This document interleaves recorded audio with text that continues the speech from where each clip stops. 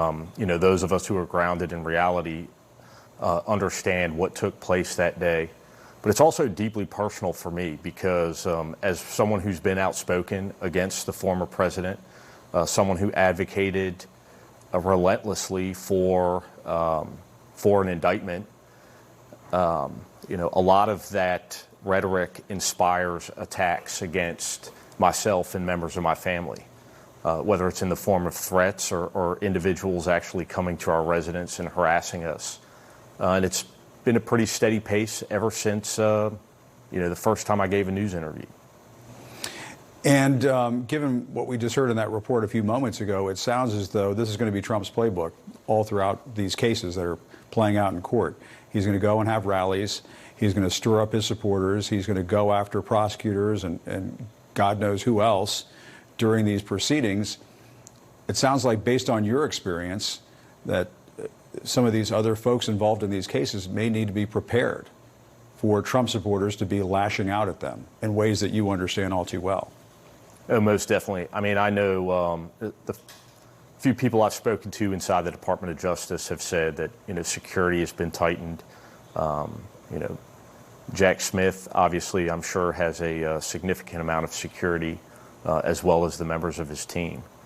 But, I mean, it's a bizarre time in which you see a former president and so many members of his political apparatus attacking law enforcement and our, career public servants in the Department of Justice.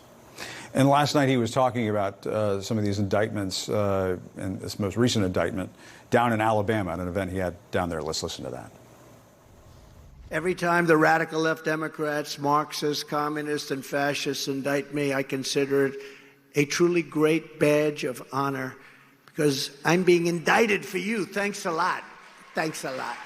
They want to take away my freedom because I will never let them take away your freedom. Yeah, I mean, what's your reaction to that? He's obviously using these cases to rile up his supporters. Oh, no doubt. I mean, he clearly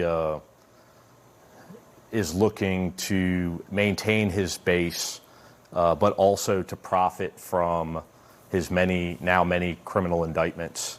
I mean, listen, I put a lot of bad people in prison, and the courtroom process was always theatrical, and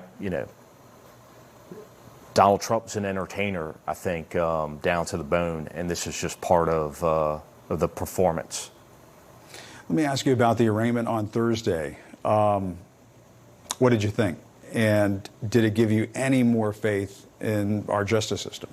Because you and I have talked about this a lot of times, and I know there were moments when you told me that you weren't very confident that Trump was going to be held accountable.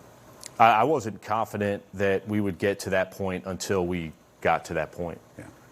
Until I heard that the indictment had come down and really until Trump was arraigned. But, I mean, for me, it doesn't answer the question that I, asked myself time and time again throughout my career. Is it true that no one is above the law? But at least in this case, I recognize the fact that there were some other individuals besides myself who felt that way and were willing to put their careers and their personal safety on the line and pursue an indictment. So for that, I'm very grateful for Jack Smith and his team. You've got a little more confidence? I mean, I've got a little more confidence in a few individuals.